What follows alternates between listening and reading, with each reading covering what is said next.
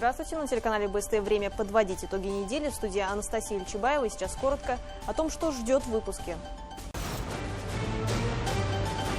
Смертельная непогода с резким потеплением и осадками. Республику накрыла и волна дорожных аварий. Развернула и вылетела встречное направление в мою сторону. О том, что чаще всего становится причиной ДТП и какие дни стали самыми аварийными, итоги года подвел главный госавтоинспектор республики. В прошлом году задержали почти 17 тысяч водителей в состоянии алкогольного опьянения. В какой-то мере мы тоже сберегли какие-то жизни. Очередная партия вакцины Гамковид-Вак разлетелась по республике, почти 19 тысяч доз. Я прививки не боюсь, если надо, значит надо. Уже более 4 тысяч жителей региона записались на вакцинацию от COVID-19 через портал госуслуги. Прививку на себе решил проверить и самый сильный человек России. Надеюсь, мои друзья и родственники тоже последуют моему примеру и тоже привьются. Голод и людоедство, как миллионы погибли в мирное время. Трагедия 20-х годов прошлого века. Такие страницы истории, какими бы они ни были кошмарными, заслуживают внимания к себе. В Башкортостане снимают исторический триллер, основанный на реальных событиях. Сцена 8, кадр 3, дубль 1. Начали!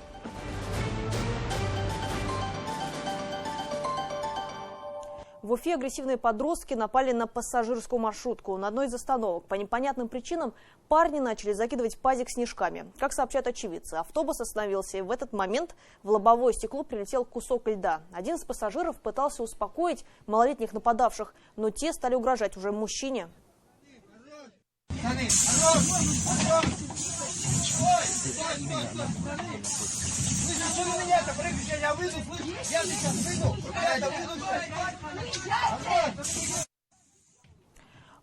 Подростки продолжили атаковать автобус. Перепуганные пассажиры попросили водителя маршрутки уехать и не продолжать конфликт. Многодетную молодую маму, погибшую в массовом ДТП, похоронили в Бакалинском районе. 25-летняя автоледи стала невольной участницей страшной аварии, когда ехала по трассе со своими детьми и братом. Они госпитализированы с различными травмами. Всего же за минувшую неделю на дорогах республики зафиксировано десятки происшествий, основными причинами которых стали превышение скорости, несоблюдение дистанции и выезд на встречку. Подробности в репортаже Азата Садриева. В одно мгновение трое несовершеннолетних детей лишились своей мамы в ДТП по вине невнимательного водителя встречного авто. Hyundai Solaris столкнулся с попутной Ладой Калиной, после чего вылетел на встречку, где в тот момент ехал Део Матис. За рулем малолитражки была 25-летняя девушка, которая везла своих детей в детский сад. В салоне также находился ее брат. Юных пассажиров спасли автокресла, а их мама погибла на месте. Еще одна авария со смертельным исходом произошла в Туймазинском районе. Лада Калина столкнулась со встречным УАЗом. Удар пришелся в пассажирскую сторону вазовского седана, в результате чего 55-летняя женщина скончалась на месте. Ее супруг, водитель, госпитализирован. В причинах дорожного происшествия разбираются полицейские. Калина развернула и вылетела встречное направление в мою сторону и совершила столкновение, лобовое столкновение.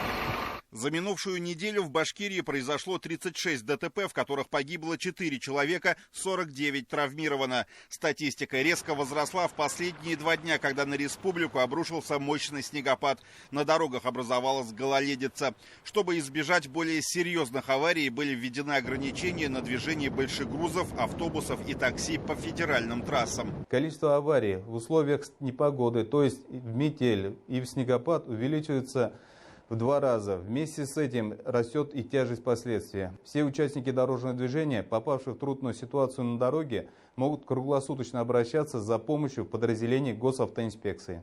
За прошлый год в республике произошло более 3700 аварий, в которых погибли 454 человека и еще около 4500 получили ранения. Об этом сообщил главный госавтоинспектор региона Динар Гильмудинов на ежегодной пресс-конференции. Чаще всего причинами ДТП становились нарушение правил проезда перекрестков, неправильный выбор дистанции, выезд на встречку, непредоставление приоритета пешеходам на регулируемых переходах. Названы и самые аварийные дни недели. В декабре месяце у нас, по крайней мере, самые аварийные дни были суббота, воскресенье, а в течение года у нас самый аварийный день был пятница, суббота.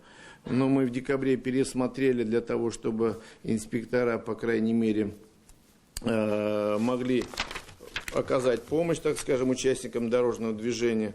Вот если мы в прошлом году задержали почти 17 тысяч водителей в состоянии алкогольного опьянения, в какой-то мере мы тоже сберегли какие-то жизни.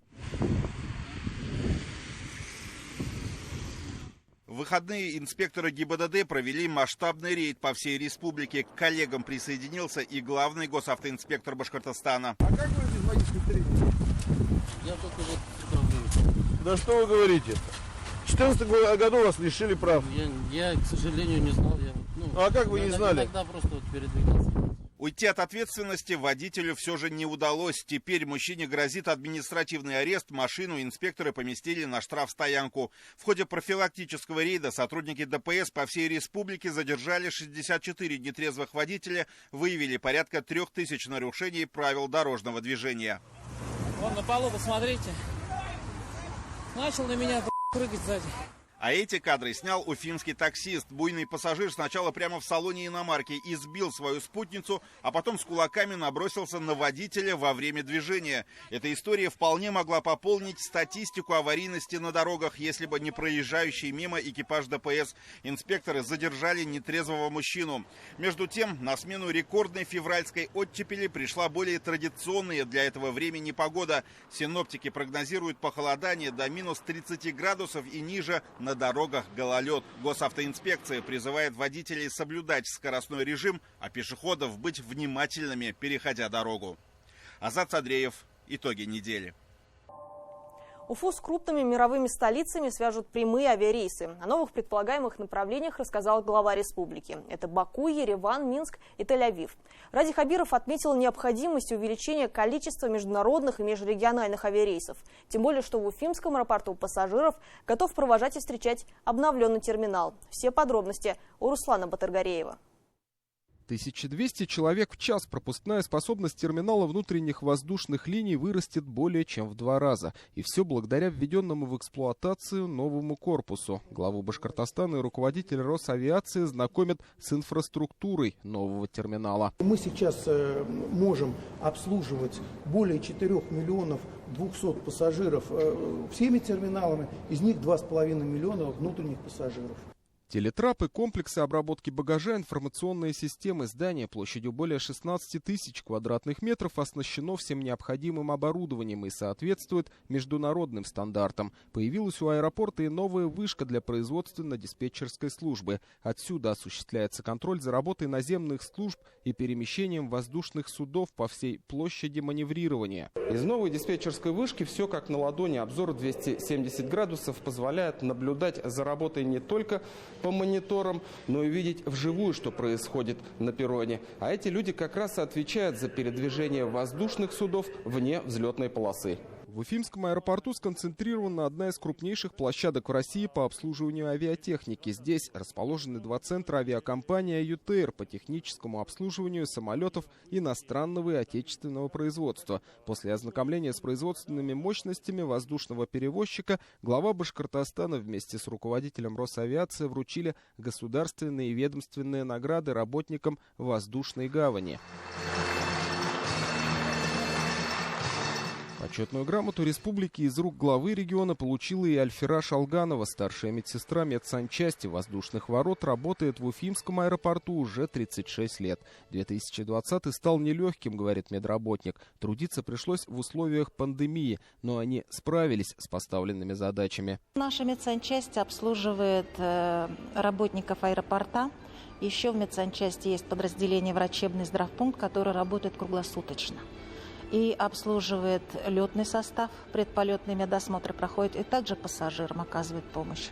Пандемия внесла свои коррективы на пассажиропоток. Если в 2019 году он составил 3,5 миллиона человек, то в 2020 сократился до 2 миллионов 370 тысяч. Об этом уже во время совещания по стратегии развития авиаперевозок сообщил генеральный директор Международного аэропорта Уфа Александр Андреев.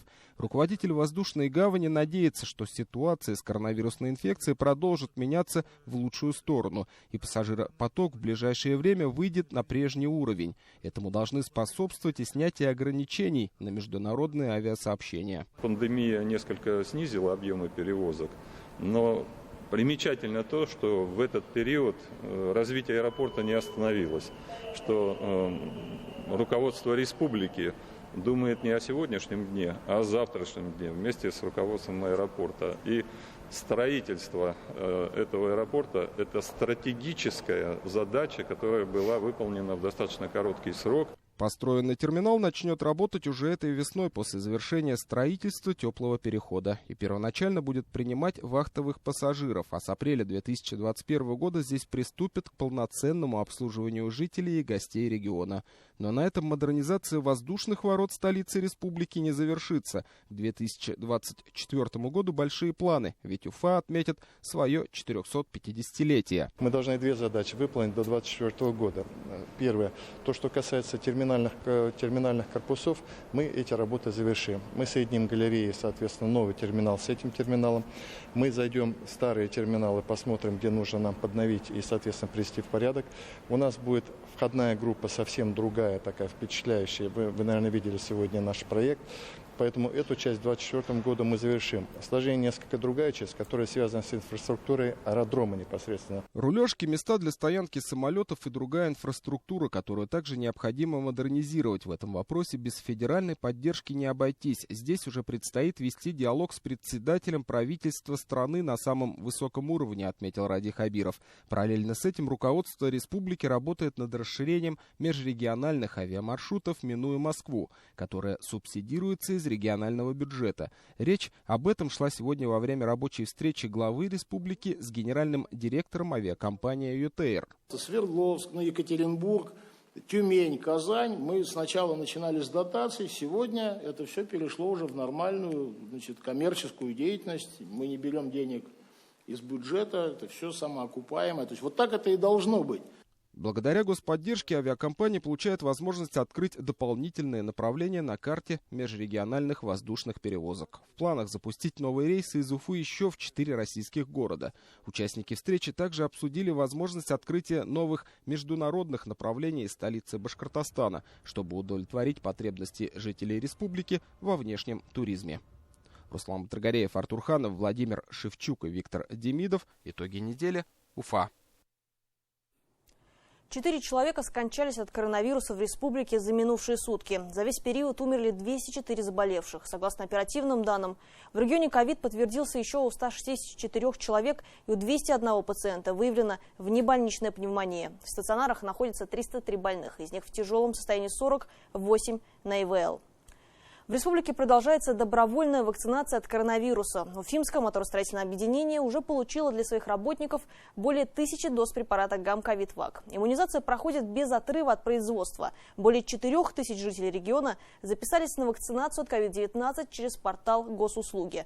Прививку на себе решил проверить и самый сильный человек России. Как хранят вакцину и кому можно ее вводить, наш корреспондент выяснила все тонкости процесса. Подробности в следующем сюжете. Самый сильный человек России в очереди за вакциной от коронавируса оказался самым скромным. Заняв место, ждал, когда его пригласят в кабинет для медосмотра. И даже терапевт за маской не сразу узнал стронгмена, которому под силу сдвинуть с места многотонный пассажирский самолет.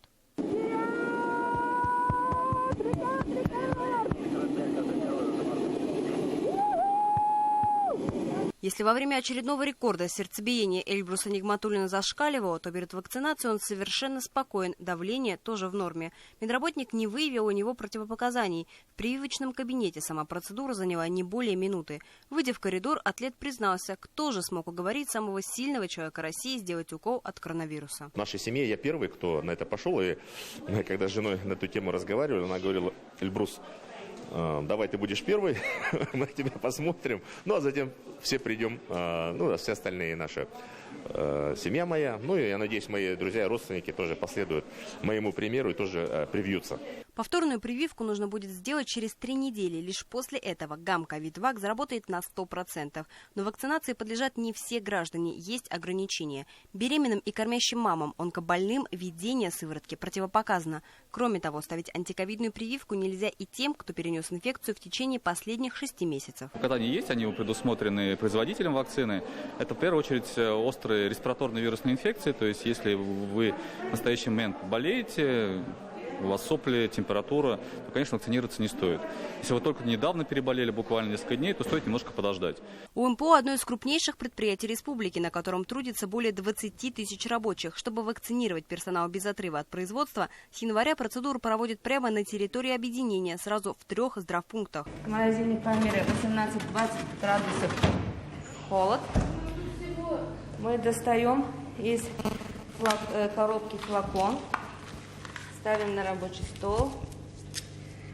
Вот, в течение получаса он размораживается. Для вакцинации персонала ОМПО получила дополнительно 1000 доз препарата Гамковид-2, которых хватит на 5000 сотрудников.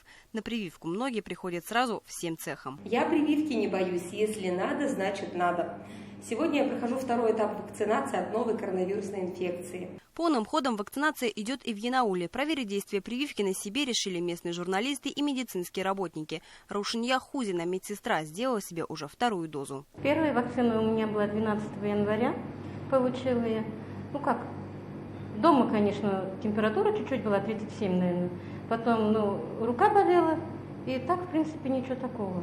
А вот 2-я вакцинация, я пришла на сегодня.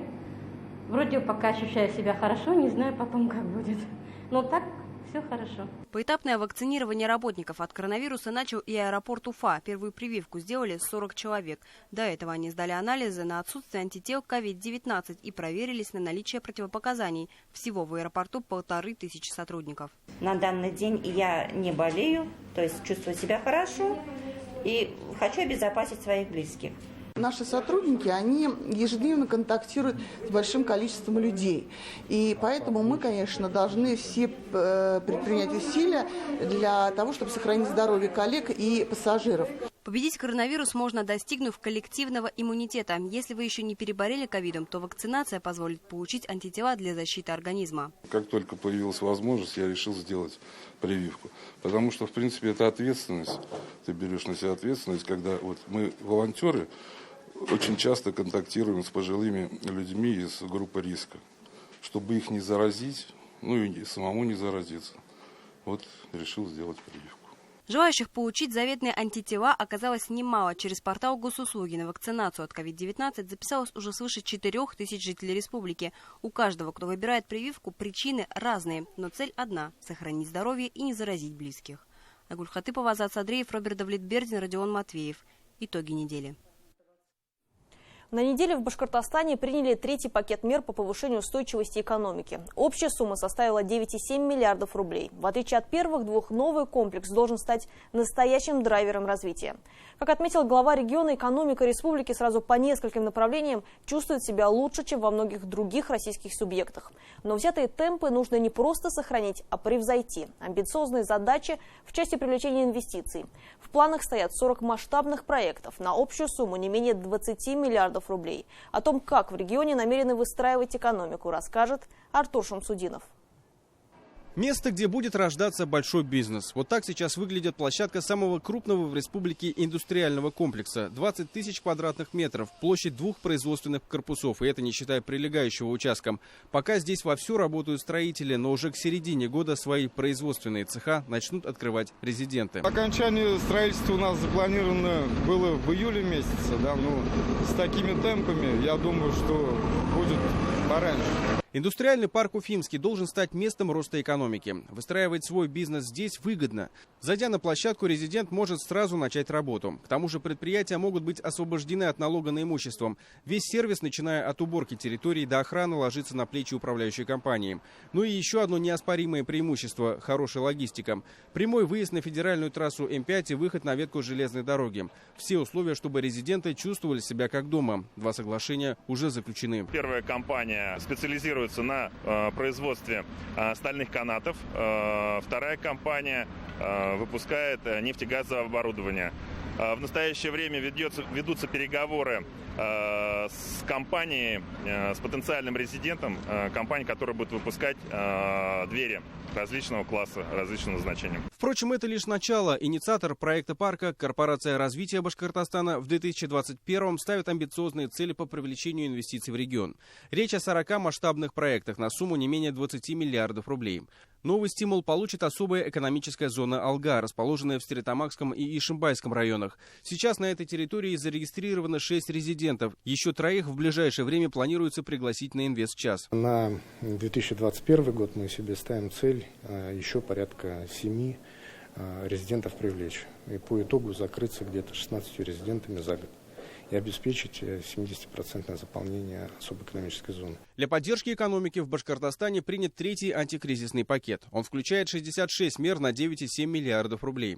Предпринимателям продлят налоговые каникулы. Одним из основных нововведений станет полное обнуление ставки по единому сельскохозяйственному налогу. Проекты по производству безалкогольных напитков смогут получить государственное софинансирование до 5 миллионов рублей. Появится скорая экспортная помощь, которая поможет вывести конкурентоспособную продукцию за рубеж. Республика также запускает механизм возмещения части затрат предприятиям на внедрение импортозамещающих технологий. Это тот уровень поддержки, который необходим в 2021 году для того, чтобы и удержать экономику, а самое главное подготовить ее к такому темпу развития более опережающему, чем в среднем в Российской Федерации, потому что мы должны расти быстрее, чем другие регионы, для того, чтобы выйти на лидирующие позиции. Мы уже по многим показателям двигаемся в первую десятку. Значит, в инвестиционном климате мы 9-е место сейчас занимаем в Российской Федерации, но нацелены на вхождение в первую 5. Объем продукции сельского хозяйства по итогам года увеличился более чем на 3%, а ввод жилья на 3,5%. При этом в среднем по стране отмечается спад жилищного строительства. Как отметил глава республики, взятые темпы нужно сохранить. Индекс промышленного производства 98%. То есть мы 2% не дотянули, но мы понимаем, почему это произошло. Это прежде всего, конечно, в связи с соглашением в рамках ОПЕК и корректировки уровня добычи нефти.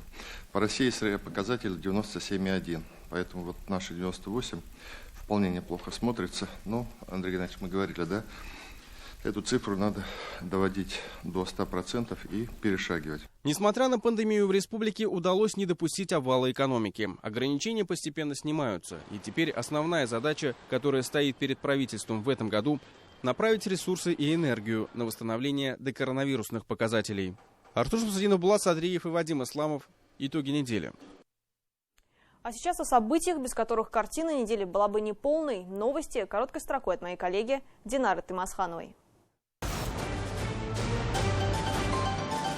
БашРТС готовы пересчитать суммы в квитанциях за отопление жителям домов, где декабрьские платежи выросли на 42% и более по сравнению с ноябрьскими. На возврат денег необходимо написать заявление, и возможно это только при условии полного погашения задолженности перед ресурсоснабжающей организацией. В домах, оборудованных индивидуальными приборами учета тепловой энергии, перерасчет возможен исключительно по факту выявления нарушений надзорными органами. Заполненные копии заявлений можно направить через сервис «Виртуальная приемная» в личном кабинете клиента, по электронной почте, в личных сообщениях официальных сообществ ВКонтакте и Facebook или оставить в ближайшем центре обслуживания клиентов. Срок приема заявлений до 15 апреля 2021 года. Перерасчет будет произведен в ближайшей квитанции. На Уфимском нефтеперерабатывающем заводе произошла авария, разгерметизация трубопровода. Столб огня поднялся выше, чем на 10 метров. Эти кадры снял наш корреспондент. 5 февраля в районе 11 часов вечера на пульт управления экстренных служб поступила информация о возгорании. По данным МЧС, полная локализация открытого горения была объявлена через час, а полностью потушить пожар удалось еще через 30 минут. Как сообщила пресс-служба Башнефти, разгерметизировался трубопровод, отстоящий от основного оборудования. Пострадавших нет, угрозы населению отсутствуют. Между тем, на месте ведется постоянный экологический мониторинг. Сотрудники ФСБ задержали замначальника отдела полиции Уфимского района. Его вместе с сообщником подозревают в посредничестве при передаче взятки в размере 12,5 миллионов рублей. По версии следствия, 58-летний подозреваемый, узнав, что в отношении его знакомого предпринимателя расследуется уголовное дело по фактам мошенничества и фальсификации доказательств, вступил в сговор с заместителем начальника отдела полиции Уфимского района 34-летним Андреем Тепловым, пообещав бизнесмену оказать содействие. Предприниматель согласился и передал злоумышленникам необходимую сумму. Замначальника ОМВД по Уфимскому району, как и его пособника, Кировский суд отправил в СИЗО до 2 апреля. Очистка снега с крыши частного дома закончилась трагедией. Несчастный случай произошел в Уфе в поселке 8 марта на улице Аграрной. По предварительным данным, на мужчину сошла глыба снега с крыши. Также рассматривается версия, что он случайно подскользнулся, когда убирал снег с крыши и упал с высоты. Полученная травма оказалась смертельной, и мужчине было всего 37 лет. Электронные сигареты приравнены к обычным. Государственным собранием Башкортостана принят закон, направленный на охрану здоровья граждан от воздействия табачного дыма. Испарители, которые служат для потребления никотина, будет запрещено раскуривать в общественных местах, включая остановки общественного транспорта, парковки, подземные переходы и парки. Спикер республиканского парламента отметил, что в ходе научных исследований доказано негативное влияние на здоровье холодного способа употребления никотина. Башкирский мед начали экспортировать в Южную Корею и Марокко. Продукция будет отгружена на 4,5 миллионов рублей. Об этом сообщает региональный госкомитет по внешнеэкономическим связям и конгрессной деятельности. Башкирский мед можно будет приобрести в крупнейшем магазине гастрономии Сеула в индивидуальных стеклянных упаковках. Поставки же сладкого продукта в Марокко взял на себя дистрибьютор продуктов питания Мэйди Фуд. Первая закупка составила 7 тонн. Экспортный контракт с зарубежными партнерами заключил уфимский переработчик меда компания «Медовс». Челябинские волонтеры посадили на диету растолстевшую собаку из Уфы. Хозяева планировали усыпить своего питомца из-за его веса, который достиг отметки в 90 килограмм. 6-летнему лабрадору по кличке Хаммер было тяжело двигаться, это и доставляло неудобства. Спасли уфимскую собаку зоозащитники из Челябинска. Они отговорили хозяев усыплять собаку. Забрали лабрадора к себе и посадили на строгую диету. Собака стала чаще гулять, и волонтеры считают, что уже к лету она будет в форме.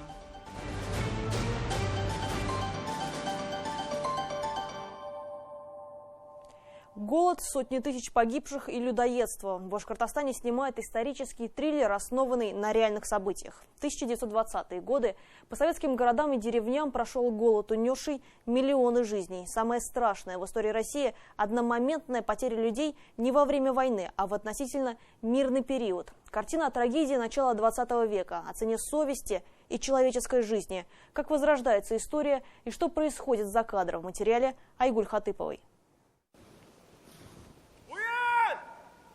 Истощенные голодом люди, тело на санях, укрытое тулупом, и хайбула, крестьянин, пытающийся спасти свою семью. Фильм о событиях, которые случились в начале 20-х годов прошлого века. Тогда в городах и деревнях страны начался такой голод, что люди готовы были отдать все ради еды, а иногда и охотились друг на друга. Тема голода в нашем регионе, она на самом деле довольно слабо освещена, и об этом как-то принято молчать, что ли. Но я считаю, что такие страницы истории, какими бы они ни были кошмарными, заслуживают внимания к себе. Съемки короткометражки «Хайбула» начались летом прошлого года, но основные работы были запланированы на январь 2021. Фильм основан на реальных событиях. Согласно сюжету, у крестьянина Хайбулы пропадает единственный конь, и чтобы спасти свою семью от голода, он отправляется на его поиски в ближайшую деревню. В основу фильма легла реальная история. Один из жителей деревни попал в дом к людоедам и чудом сумел спастись. Этот рассказ Даниил Рази услышал от своей бабушки. Студент Санкт-Петербургского института кино и телевидения написал сценарий и предложил режиссеру Рустему Шейхудинову снять об этом фильм. Старинное сукно тула, как тулуп получается. Сколько лет этому тулупу? Больше 100. Шубы, кафтаны, платья и тулупы. Весь реквизит настоящий, с историей тех лет. Что-то предоставили музеи, а чем-то поделились местные жители. К съемкам картины готовились 2 года. Короткометражку снимают при поддержке киностудии «Башкортостан» имени Амира Абдразакова. Являюсь победителем башкирского питчинга в номинации «Короткометражное кино». И мы там выиграли поддержку от киностудии «Башкортостан», техническую поддержку. От компании Canon мы выиграли кинокамеру, кинооптику. Студия Sun Music нам напишет музыку. Далее я продолжил искать финансирование, и в 2020 году я заявился на казанский питчинг и выиграли грант в сумме 500 тысяч. В общей сложности бюджет фильма составляет порядка 1 000 000 рублей, но чтобы доснять ленту, таких денег недостаточно. Поэтому режиссер открыл сбор на специальной площадке, где любой желающий может стать спонсором. Сцена 8, кадр 3, дубль 1. Начали.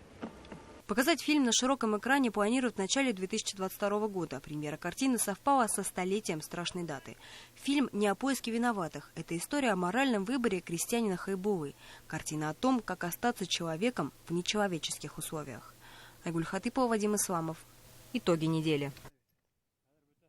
Спортивная жизнь республики заиграла новыми красками. Соревновательный календарь вновь стал насыщенным, причем настолько, что в выходные на территории Абзелиловского района прошли международные состязания. Башкортостан второй раз принимал этап Кубка мира по сноуборду.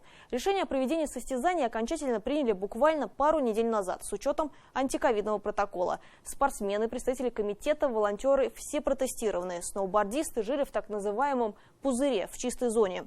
В составе сборной России на домашнем Кубке мира дебютировал 17-летний уфимец Всеволод Мартынов. В 2019-м на аналогичном турнире на Банном он был открывающим соревнования, а в этом году полноправный участник. Соревнования этапа Кубка мира в воскресенье могли отменить из-за погоды. Вот такая метель разошлась за 2 часа до запланированных квалификационных стартов параллельного слалома. 3 часа ждали решения судейского корпуса. Погода была действительно сумасшедшая из-за метели, из-за тумана, но мне это не помешало. Из-за метели перестраивали не только соревновательный график, но и телевизионную программу. Прямая трансляция финальных заездов началась на нашем телеканале вместо запланированных 13 в 15 часов. И это не редкость для сноуборда, констатировал участник Олимпийских игр в Сочи Антон Капривица, который на этот раз следил за состязаниями из комментаторской позиции. Банное вообще такое место довольно-таки ветреное. Находится пик горы очень высоко, и довольно часто там случается это, именно ветер. На снежном склоне может случиться и такая оказия. Но, к счастью, это только тренировка, а упала экшн-камера. Не сам спортсмен. Здесь, на комплексе, больше известном как Олимпик парк, Всеволод Мартынов и встал впервые на сноуборд. Сначала пробовал на горных лыжах, да и то в силу возраста для доски был слишком мал. Чуть позже перешел в сноуборд. Даже в детстве мне рассказывали, я сам помню, пришли в спортивный магазин, я тычу рукой в доску, не знаю, сколько мне даже лет было, потому что это очень такие смутные воспоминания, и говорю, хочу это. Но продавец-консультант тогда сказал, что это очень опасно. И я тогда понял, что все-таки, наверное, я буду этим заниматься. Но привлекает не опасность, а чувство полета и здоровые амбиции. Всеволод Мартынов блистает в спорте с детства. По итогам голосования зрителей телеканала БСТ в 2015-м его признали лучшим спортсменом года. У меня папа мастер спорта по боксу, и дедушка кандидат в мастера спорта. И то есть тут тоже по боксу. И то есть я тоже занимался боксом, но я все-таки ушел в сноуборд, потому что сноуборд это мое. Очень внимательно слушает, анализирует, можно сказать, даже сам что-то додумывает. И додумался до того, чтобы пробиться на международном уровне. На территории Башкортостана этап Кубка мира проходит второй раз. Впервые на банном соревнования состоялись в декабре 2019-го. Это был стартовый этап Кубка. Он должен был стать первым и в этом сезоне и состояться там же. Но из-за пандемии календарь перекроили. Пришлось учитывать и особенности погоды. В субботу решили провести соревнования в параллельном слалом-гиганте. Всеволод Мартынов из Уфы занял 41 место в квалификации и не смог побороться в решающих стадиях. Воспитанница башкирского спорта Милена Быкова сумела дойти до четвертьфинала. У женщин победу одержала Рамона Терезия Хофмайстер из Германии. У мужчин Дмитрий Логинов в финале опередил соотечественника Игоря Слуева. Очень классно, еще лучше выигрывать перед такой толпой людей у себя дома. Я очень рад. Спасибо. Среди участников были и те, кто приезжает в Абзелиловский район на озеро Банный уже второй раз, и они готовы вернуться сюда снова. Мы второй раз уже приезжаем сюда на Банное, на Южный Урал, и все прошло отлично. Мы очень любим здесь проводить соревнования. Сегодня были сложные условия погодные, и, конечно, это немножко усложнило нашу задачу. Но подготовка трассы была супер хорошей, и вся прочая подготовка до турнира тоже была на отличном уровне. Завершился этап Кубка мира дисциплины параллельный слалом. У женщин-россиянкам не удалось побороться за призовые места. Победу одержала Джули Цок из Швейцарии. Второе место у Шайен Лох из Германии. Замкнула тройку призеров Томока Такеучи из Японии. У мужчин соревнования завершились триумфом россиян. Они заняли весь пьедестал. Первым стал Дмитрий Логинов, вторым Степан Наумов, третьим Андрей Соболев. Всеволод Мартынов из Башкортостана занял 34 место. Юлия Паршина, Роза Хабибулина, Артем Кочешев, Владислав Минязев и Ренат Кашапов. Итоги недели. На этом все. Оставайтесь в курсе событий с телеканалом БСТ. А я с вами прощаюсь. Всего доброго.